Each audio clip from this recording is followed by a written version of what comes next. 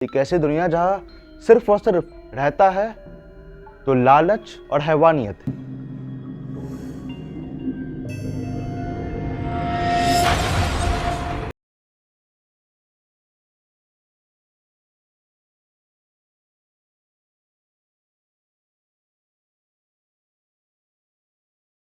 दुनिया जहाँ पूरी दुनिया का जितना भी काला इन्फॉर्मेशन है, वो चाहे सरकार के द्वारा जितनी भी इलीगल एक्टिविटीज़ कराई हो या बिग बिजनेस कॉर्पोरेशन के द्वारा जितनी भी काली एक्टिविटीज़ कराई हो, वो सारी की सारी एक्टिविटीज़ होती है डार्क वेब पे।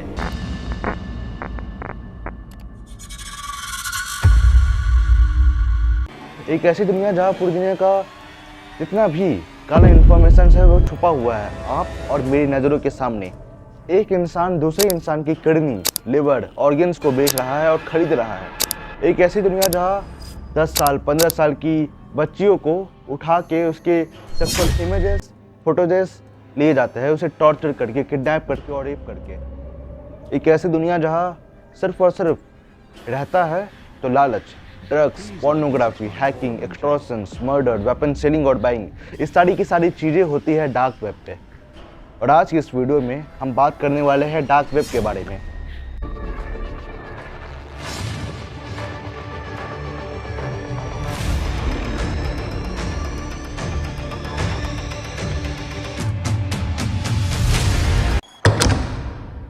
और ये डॉक्यूमेंट्री आपके लिए बहुत ही एक्सक्लूसिव होने वाला है, स्पेशल होने वाला है, क्योंकि इस डॉक्यूमेंट्री में हम बात करेंगे कि डार्क वेब का ओरिजिन कहाँ से हुआ, डार्क वेब का मतलब क्या होता है और डार्क वेब में कौन सी इतनी सारी इलीगल एक्टिविटीज़ होती है और ये जितनी भी इलीगल एक्टिविटीज़ है वो काम कैसे करती है।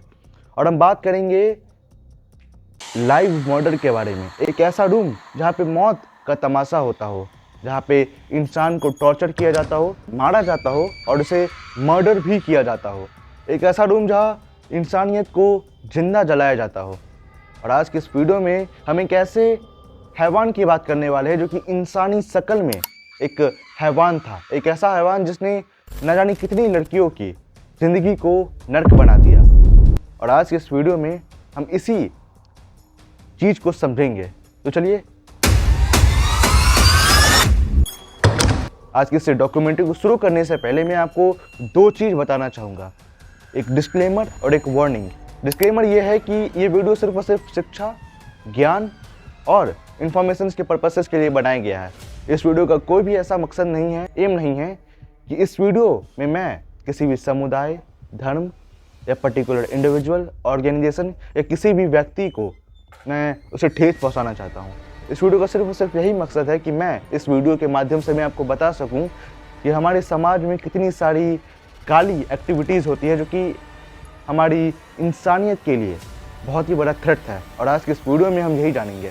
और वार्निंग ये है कि इस वीडियो में ऐसे बहुत सारे ग्राफिक्स और ऐसे बहुत सारे टॉपिक्स पे बात की गई है जो कि अगर जो इमैच्योर ऑडियंस है उसके लिए ये वीडियो नहीं बना है। ये वीडियो बना है सिर्फ और सिर्फ मैच्योर ऑडियंस के लिए, जो कि इस वीडियो को देख सकती है, जो कि फिजिकली नहीं दिमाग से भी बहुत ही संतुलित हो। और इस डॉक्यूमेंट्री को शुरू करते हैं। Chapter 1, the origin of dark web. तो समझते हैं डार्क वेब का ओरिजिन कहाँ से हुआ।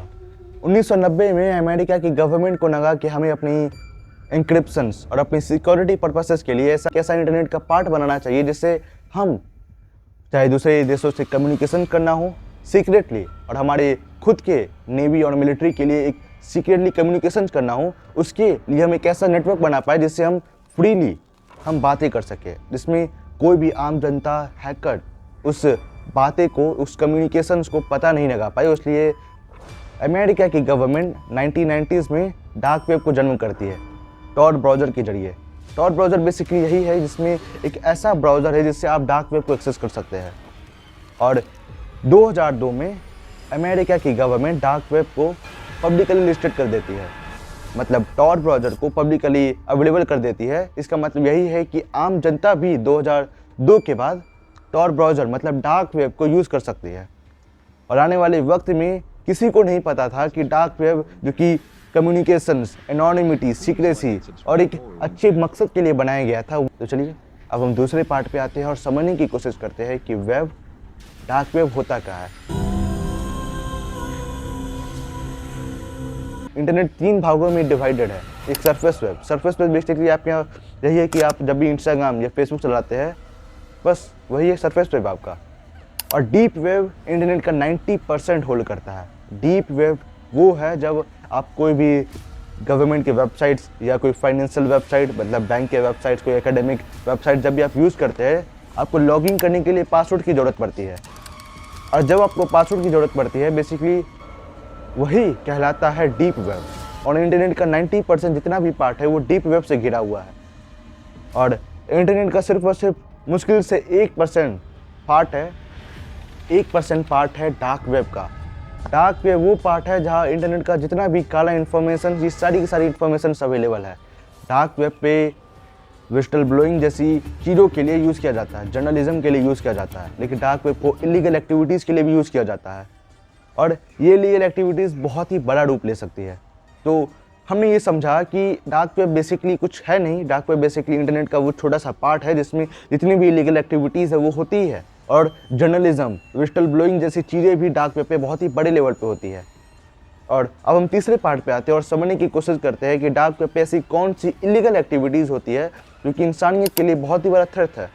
तो समझने की कोशिश करते हैं इलीगल एक्टिविटीज़ के बारे में, इलीगल बिजनेसेस के बारे में। तो देखिए, डार्क वेब पे सबसे पहले हम समझने की कोशिश करते हैं ह्यूमन ट्रैफिकिंग के बारे में। इंसानों के ऑर्गन्स, लिवर, किडनी, आँखें, खून, जितनी भी चीज़ें हैं जो कि इंसानी बॉडी है, उसे डार्क वेब पे बेचा जाता है। जैसे ऑर्गन का प्राइस 2 लाख, 10 लाख जैसी अमाउंट होते हैं डार्क वेब पे। और हम समझने की कोशिश करते हैं हैकिंग के बारे में। आज आप जब भी आप सोशल मीडिया एप्लीकेशन चलाते हो, बैंक एप्लीकेशन चलाते हो, कोई गवर्नमेंट वेबसाइट चलाते हो, ये जितनी भी चीज़ें हैं उसे आप हैक कर सकते हैं, उसके पासवर्ड को आप स्टोर कर सकते हैं और इससे आप गवर्नमेंट के वो डिक्लासिफाइड इन्फॉर्मेशन को ले सकते हैं जो कि जिसे आप बहुत ही या तो अच्छे पर्पसेस के लिए या तो बहुत ही खतरनाक पर्पसेस के लिए आप यूज़ कर सकते हैं।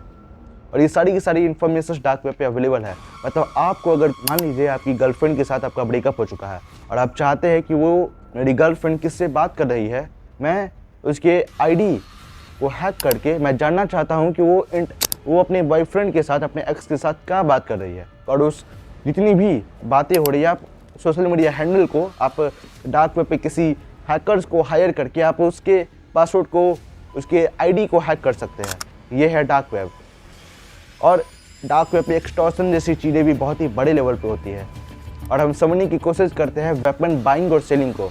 देखिए, अल-कायदा, ISI, हिजबुल मुजाहिदीन, लश्कर-ए-तैयबा जैसे मोहम्मद जैसी दुनिया के सबसे खतरनाक आतंकवादी संगठन डार्क वेब को एक कम्युनिकेशन पर्पसेस के लिए यूज़ करती है। डार्क वेब को जितने भी AK-47 और जितने भी जो मिसाइल लॉन्चर्स है, जितने भी RDX है, जितने भी दुनिया की हथियार्स है, बाइंग और सेलिंग में यूज़ करती है दुनिया के जितने भी मोस्ट डेंजरस टेररिस्ट ऑर्गेनाइजेशंस।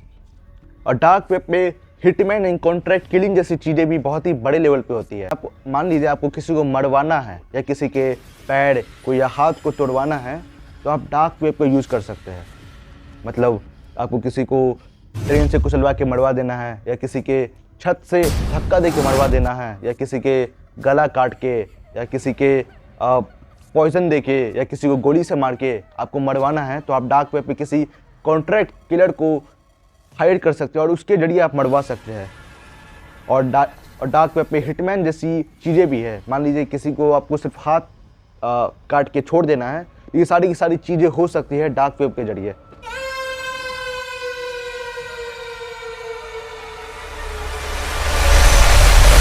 अब हम समझने की कोशिश करते हैं कि आपने अभी तक जितनी भी चीज़ें सुनी है मेरे बारे में, वो चाहे एक्सटॉर्शन के बारे में हो, ह्यूमन ट्रैफिकिंग के बारे में हो, वेपन बाइंग और सेलिंग के बारे में हो, हिटमैन, कॉन्ट्रैक्ट किलिंग, ये जितनी भी चीज़ें थी वो तो सिर्फ और सिर्फ डार्क वेब का 1% या 10% है।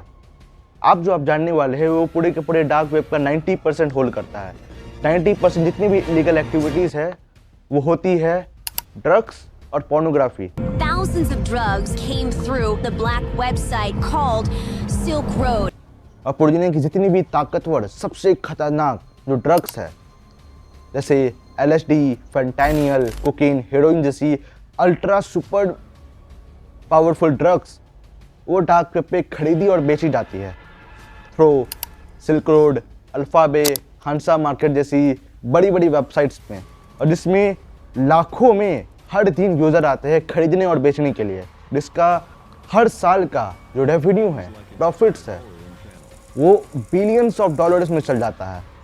लेकिन आगे जाकर इंटरपोल, FBI, यूरोपोल जैसी बड़ी बड़ी जो पूरी दुनिया में एंटी ऑर्गेनाइजेशंस है, वो डार्क वेब पे जितनी भी सिल्क रोड को शट डाउन कर देती है 90s और 20s में, अल्फ़ाबे को ख़त्म कर देती है, हांसा मार्केट को ख़त्म कर देती है। लेकिन जब एक ड्रग्स मार्केट, ड्रग्स को बेचने वाली कंपनी उभरती है तो दूसरी कंपनी गिर जाती है, और जब दूसरी कंपनी उभरती है तो तीसरी कंपनी को किसी एंटी ऑर्गेनाइजेशन के द्वारा उसे ख़त्म कर दिया जाता है। तो हमने ये तो समझ लिया कि डार्क वेब पे बहुत ही बड़े लेवल पे ड्रग्स बिजनेसेस ऑपरेट होते हैं इलीगली। वो इंटरनेट का एक ऐसा बिजनेस जो कि इंसानियत के लिए सच में बहुत ही बड़ा एक थ्रेट है। Yeah, you look a little thin, I bet you run quick. चलिए अब हम समझने की कोशिश करते हैं पोर्नोग्राफी के बारे में। वो देश जो कि युद्ध में है, वो देश जो कि सच में बहुत ही ज़्यादा गरीब है, उन जैसे देशों से डार्क वेब पे जितनी भी 10 साल या 15 साल या 20 साल की भी बच्ची को उठा लिया जाता है और डार्क वेब पे उसको टॉर्चर करके, रेप करके, मर्डर करके, उसके सेक्सुअल इमेजेस और फुटेजेस को डार्क वेब पे खरीदा और बेचा जाता है। डार्क वेब पे जितनी भी 80% से भी ज़्यादा वेबसाइट्स है, वो कहीं ना कहीं चाइल्ड सेक्सुअल अब्यूज़ मटेरियल्स को बेचती है और खरीदती भी है। और डार्क वेब पे जितनी भी 40% ऐसे यूजर्स है जो कि 10 साल 15 साल की जितनी भी माइनर लड़कीज़ है, जो कि अनाथ है, जो कि गरीब देश से उसे किडनैप कर लिया गया है, या जो कि युद्ध में देश चल रहा है, उस देश की बच्चियों को उसके अच्छी ज़िंदगी प्रॉमिस करके उसे उठा लिया जाता है और उसे टॉर्चर करके उसके सेक्सुअल इमेजेस और फोटोजेस को लेके डार्क वेब पे बेच दिया जाता है, जैसे कोई कॉमोडिटी बिक रही हो। मतलब इतना बुरा हो सकता है किसी भी लड़की के साथ।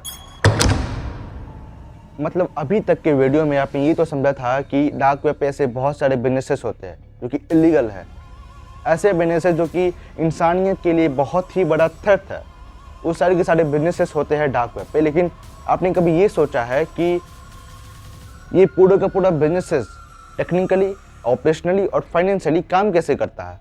अब हम जानने वाले हैं 4th चैप्टर के बारे में। तो चलिए अब हम समझने की कोशिश करते हैं कि डार्क वेब टेक्निकली कैसे काम करता है।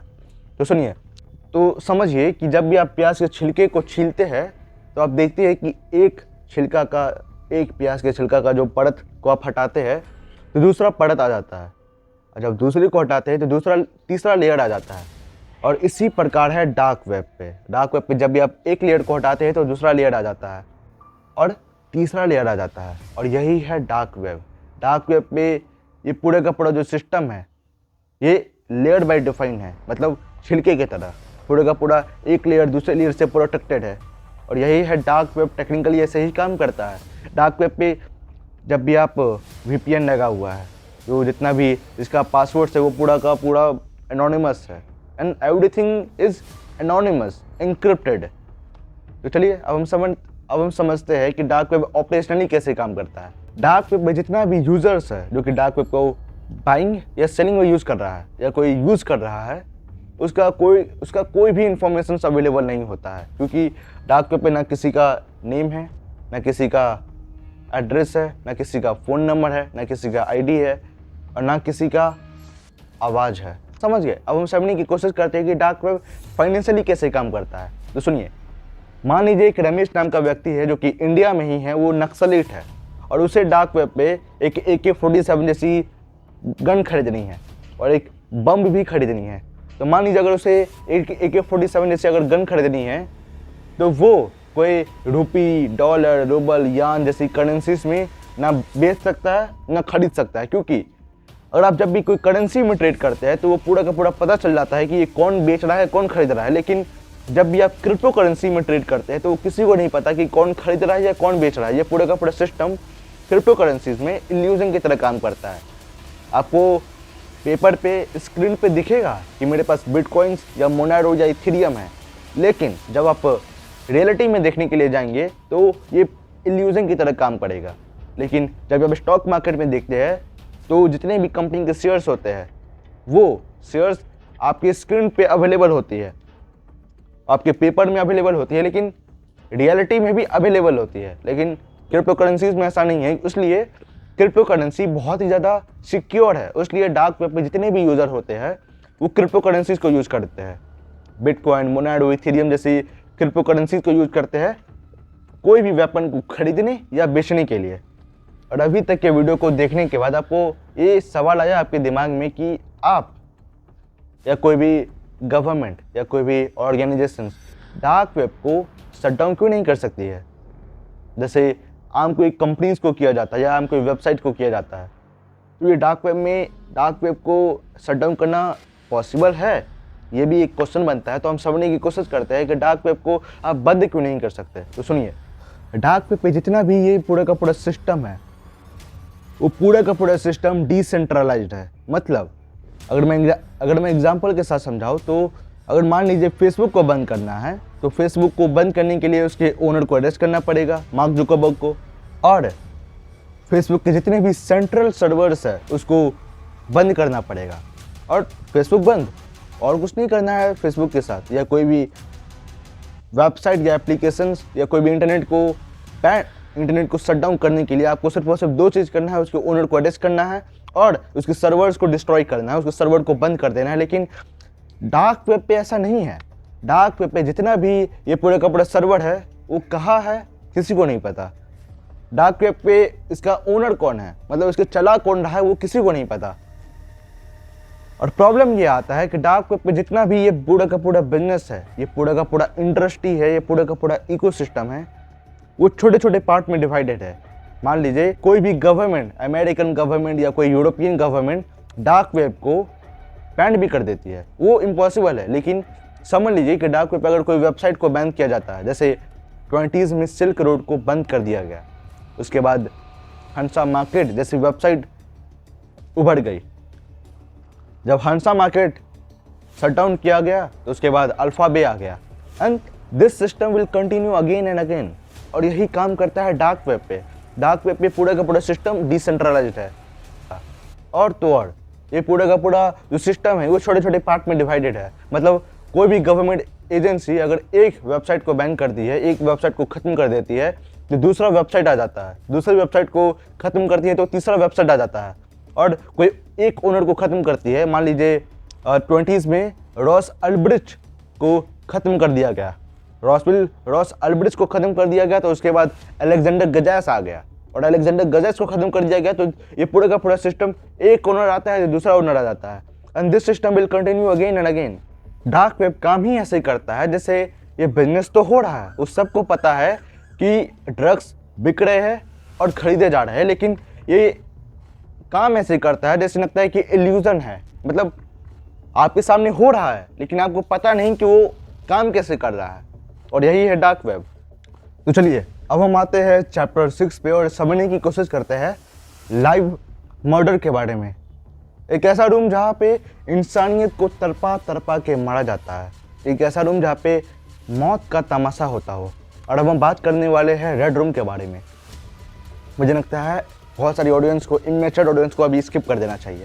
तो देखिए, डार्क वेब पे लाइव स्ट्रीम एक शो होता है जहाँ पे किसी भी व्यक्ति को जो कि युद्ध हो रहा है उन देशों से उठा लिया जाता है या गरीब देशों से उठा लिया जाता है, और उस व्यक्ति को डार्क वेब पे एक रूम में, रेड रूम में उसे टॉर्चर किया जाता है। उसके साथ हो सकता है ऐसे बहुत सारी लड़की भी हो, उसके साथ रेप किया जाता है, उसको हो सकता है मार भी दिया जाता हो, और तो और उससे एक्सपेरिमेंट्स किए जाते हैं जो कि आपका रूह कांप देगा। एक ऐसा एक्सपेरिमेंट्स होता है डार्क वेब पे रेड रूम में। ऐसी सारी चीज़ें रेड रूम में होती है, तो यही है रेड रूम। और ऐसी बहुत सारी रियल लाइफ स्टोरीज भी हुई है रेड रूम में जो कि बताने लायक नहीं है।